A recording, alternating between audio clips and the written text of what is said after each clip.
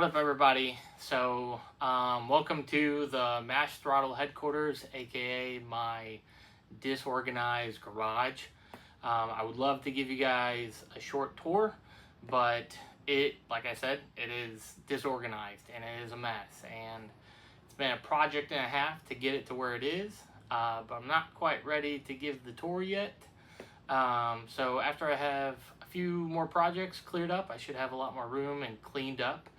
But today, we're going to be doing the fun job of changing out these two crusty fuel pumps. And, I mean, look, that's already spilling fuel. But as you can see, they're old, probably the original ones, and they are crusty. So we're going to be swapping in DW200 fuel pump. Is it overkill? Yes. Will it be fun? I hope so. But the car has been having some really bad like cut throttle when I'm accelerating, and a slight miss idle. Also pretty long cold starts. So hopefully this pump is going to be the cure for that. If not, we'll just keep troubleshooting. But I wanted to go with the DW200 because, like I've said in other episodes, we will be swapping the engine in this car. I'm not quite ready to reveal it yet because I'm not where I want to be to start that project. Like I said, I just want to enjoy it this summer. I want to take the wife on a coffee date. I want to go to a couple cars and coffees, car shows, cruises. So after I do this fuel pump, I plan on doing a lot more driving content and trying to really improve that style of filming. So follow along with me. Like, subscribe, dislike if you're not really interested, but please stick around and watch me swap out the fuel pump on this. It's Mashed Throttle, driving fast, taking control. Well, yeah. So the first step we're going to be doing is pulling this back. Mine is ripped right here, but normally it would be held in here. Pull this back. Even get some foam, I guess, right there. Pull this back because we're going to be working right here.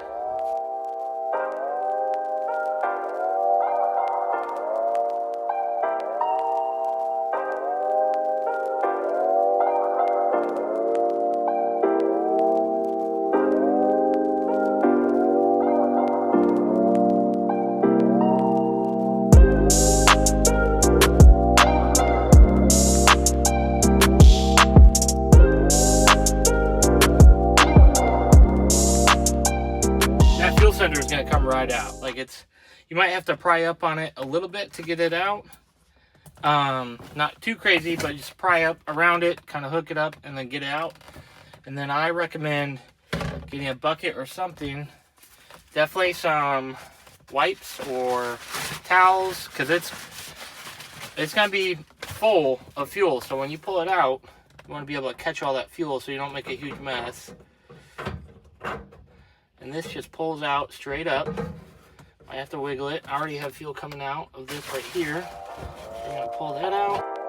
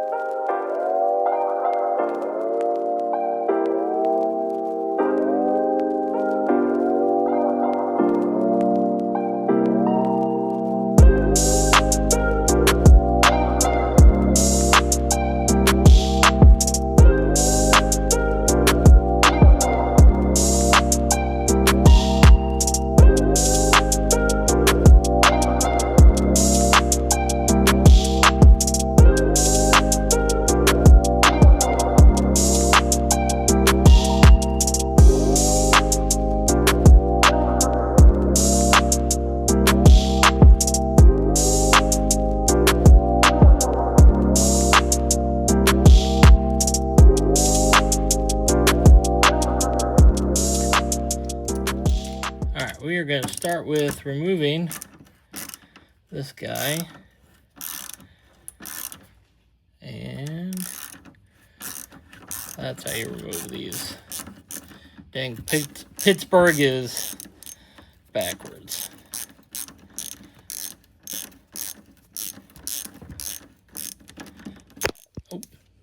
just smacked the phone because the phone did something to us. I just have a feeling, ooh, that's going to come out. And I guarantee fuel is going to come out. So I'm going to hold off on that one.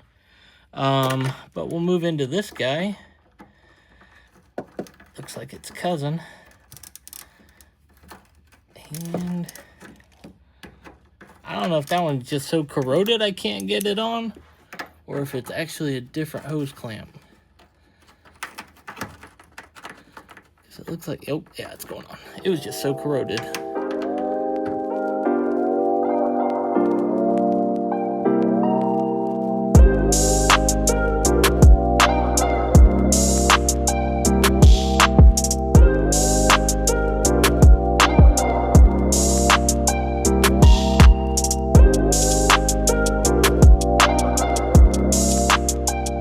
This might be getting to the point where you're thinking or you're saying at the screen, we are in over our heads. Well, fear no longer, because I do not feel the same.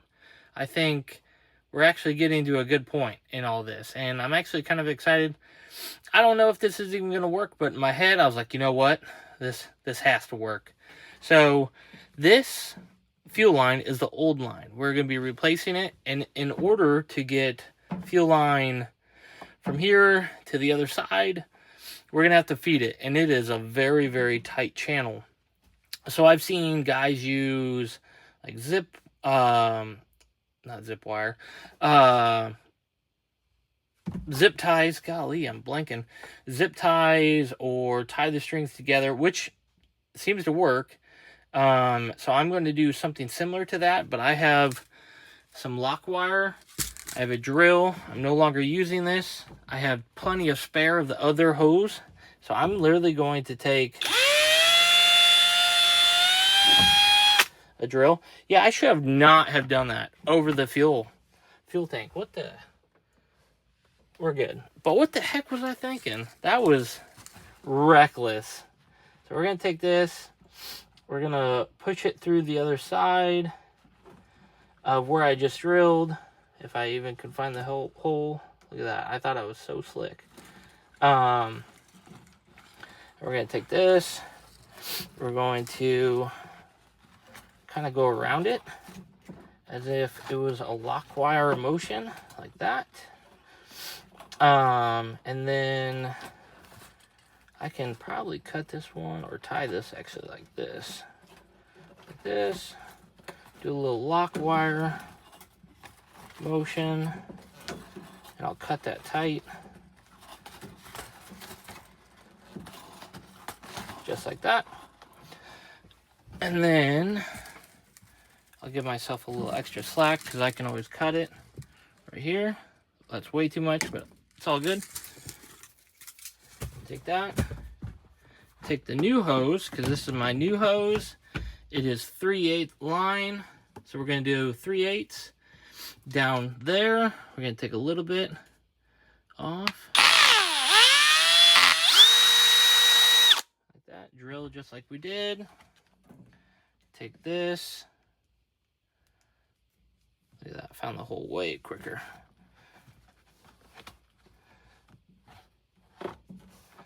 Kind of like that.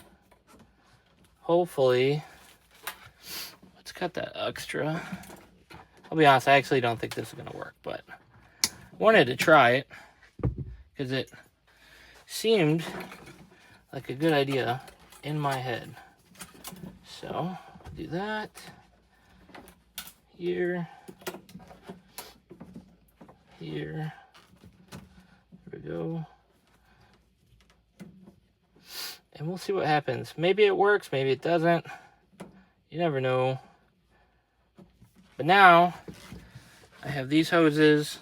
I think once they get in the channel, they'll tighten up, but it's not too thick. So I'm hoping when I go through, it'll just feed right through. Which it looks like it is. So I'll go on the other side and pull it, because it'll be way easier to pull.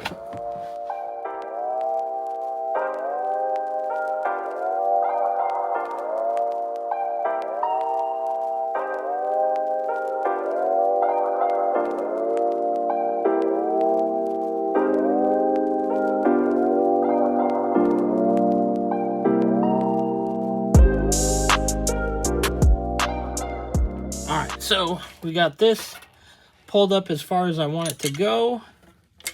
Next, we're going to need a 3/8 to 5/16 barb fitting.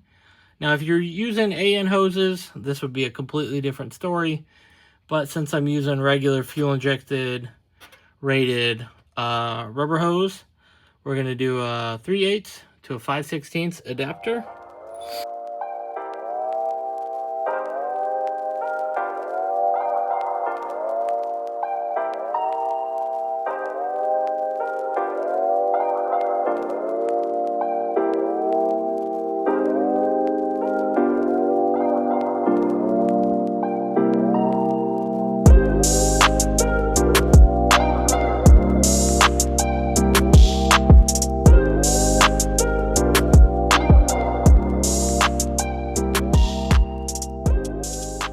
Do a quick unboxing. I'm just gonna kind of play with that a little bit because I've never done one. So this is a DW200 fuel pump, and it is so packed with goodness that it is literally busting at the seams, right? So we're gonna go ahead and open this, and we got our DW200, which supports up to 650 horsepower naturally aspirated, or I believe it's 450 on E85. I will never probably be that high. I will never be up 650, and who knows if I'll be at 450 at E85. That'd be cool, but who knows. Hey, happy anniversary, DW200. That's kind of a cool sticker. I don't know why, it gives me like NASCAR vibes, but I don't know why. Then you have your hose line to adapt it to the fuel hat that it goes into. You have your power on ground, a couple hoses. It looks like a sock. And it looks like another sticker. Okay, all right, I see you. That's kind of cool. I like it. Cool. So we'll go ahead and get installed. Oh man, look at that. We got it even. Is it an air freshener? Maybe we'll hang it in the BMW or the F-150 after this. So cool. I'm excited to install this. I've never had a DW200 pump. I mean, obviously I've never worked with them. I'm just new to this, but I'm excited to see the performance. I don't think I'm going to get a ton of horsepower, but I just don't want it breaking up anymore. So if this cures the issue, that's going to be amazing. And then, you know, of course we can grow with future power gains. Now that we have the fuel pump out, we are going to need a measure basically from here to here, which I broke it when I did my intro and decided to throw it, and I need to back off the screw so I can get a little wiggle room here.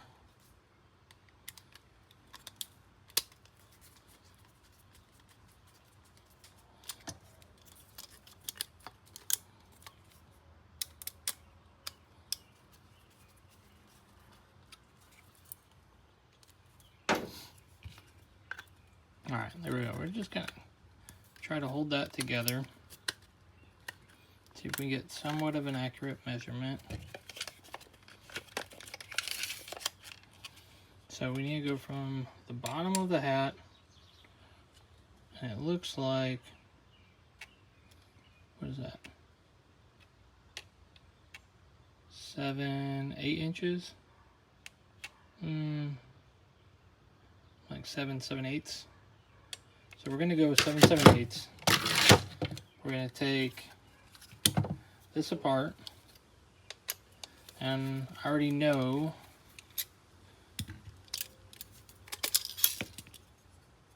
that one, I have to reuse this because what they give you is this, which there's nothing wrong with this, but for my application it does not fit. I would have to greatly increase this or adapt it.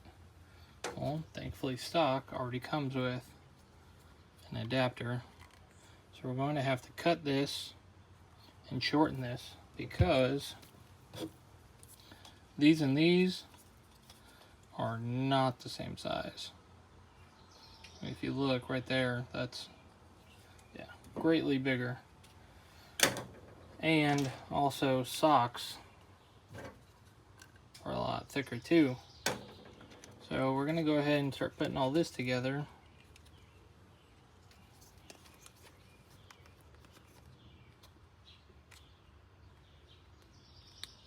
We can snap it in. Oh, I'm not the brightest. There you go. Snap that in like that. Boom. That's good. Get that adapter on. We'll just hold this one like this.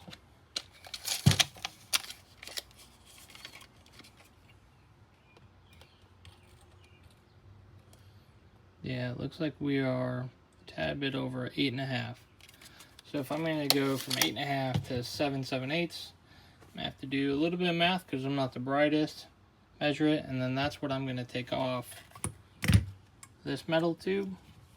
And this shouldn't have to change because this is just a return, and this won't go with the filter or the sock, just like the old one did. The sock, we won't be doing that. This will just hang. So, yeah, let's go ahead, get this all measured up, figure out what I need to cut, and we'll cut it. After measuring it and everything, it looks like I'm going to have to take off 5/8 of an inch off here. So we'll go ahead and get that. I need to find a Sharpie so I can mark my cut.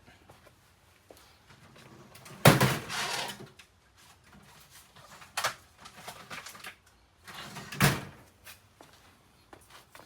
I got that Milwaukee Sharpie. So looks like 5/8. I got the camera right in my way, so it's kind of hard for me to bend down. So 5/8 would be, sorry if I'm talking loud into the camera. Would be, golly, that mess, I might burn an inch. So we're gonna go 1, 2, 3, 4, 5. Make sure we're all lined up again, and 5. So, should be 5/8 of an inch. Right there. And this is where I'm going to make my cut. Oh goodness.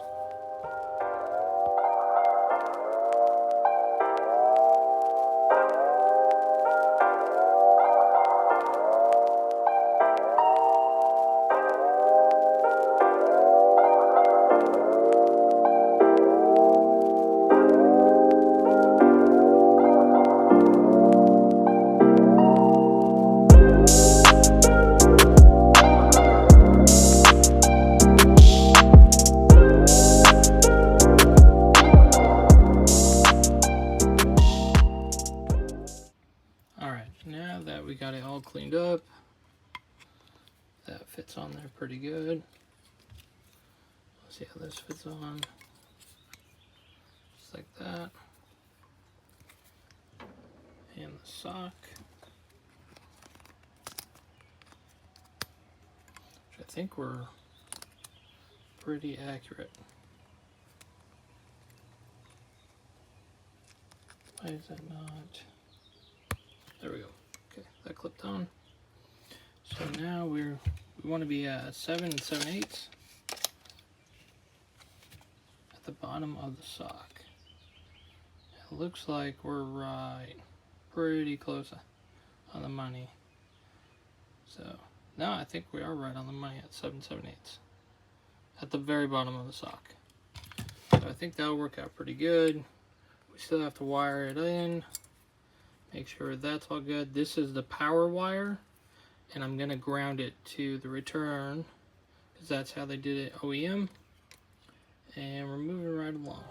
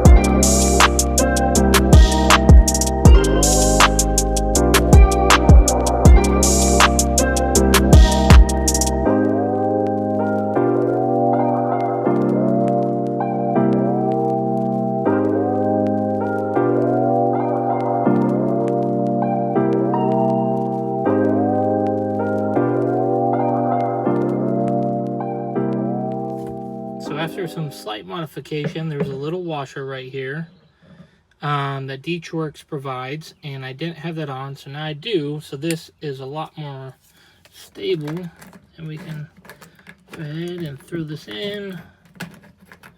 Hopefully it goes in.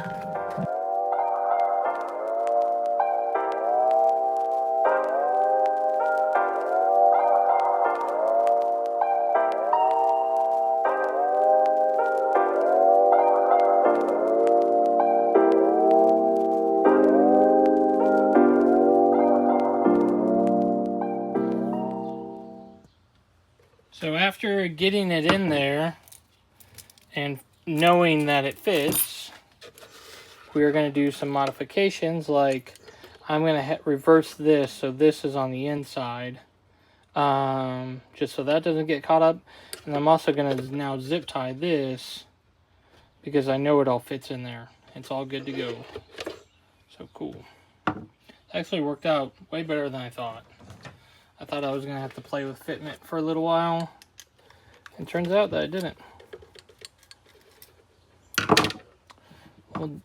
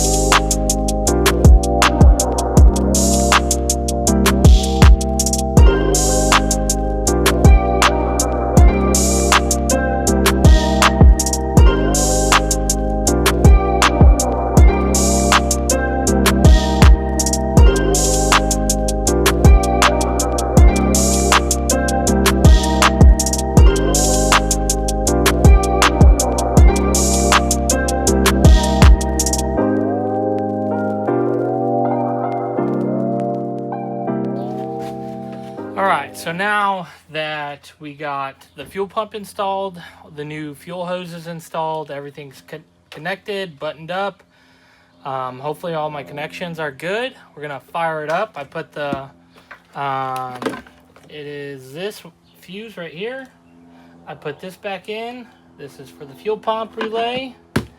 So yeah, let's go ahead. It might take a little while to crank because there's no fuel in the lines, but hopefully no more explosions like the last episode, and hopefully everything fires up in a decent amount of time. So let's go.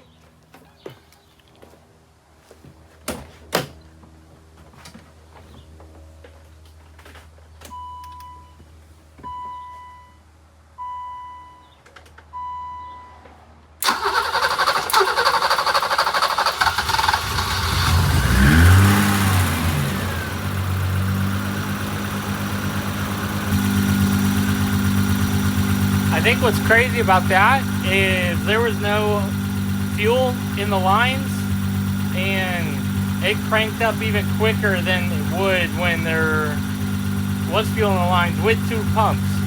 So I think the only thing to do now is go ahead and drive it and see how it drives. Hopefully it's better.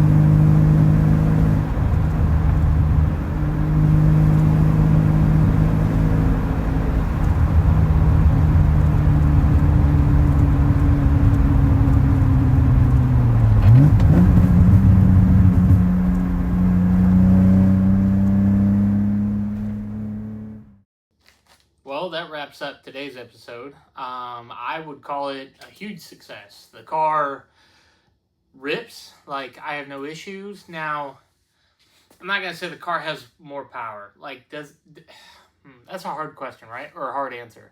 So, it's not like I gained 10 horsepower or I gained a ton of power by doing this fuel pump, but I was breaking up so much in the power band accelerating, and now it's not. So it is like I gained horsepower, I guess, if you could say, because like now it's consistent through the revs, and before it'd be, you know, breaking up and then to the rev limit. So I think like I did gain power, but I didn't gain a ton of horsepower, you know.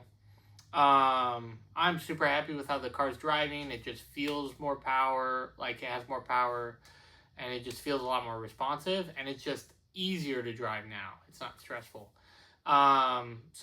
And honestly, the job wasn't that bad. Like, I was a little overwhelmed. I wasn't even really overwhelmed, but I felt like I was going to get overwhelmed by doing this job because I've never done anything like this before, like with the wiring or the fuel pump, or modifying the fuel hat. But it was actually really easy, and I think that's a good lesson to take away from this. Like, if you're worried about doing something on a vehicle and you want to, you know, do an upgrade or do maintenance and you're just worried, you know, just go into it, go slow, just learn. You know, the best thing you can do is fail and learn from it, or succeed and learn from it, you know, because either way you're going to learn from it. So I wouldn't let, you know, doing something like this or other maintenance that you might want to do for your car to discourage you. Like, get out there, do the maintenance, and get driving. Have fun. Enjoy the car. You know, I think that's the biggest thing. If you like today's video, like, subscribe, follow me on Instagram. It's Mashed Throttle. I do need to start posting more, and then, you know, just tag along on this YouTube journey on working on the car. So, thanks, guys. Thunder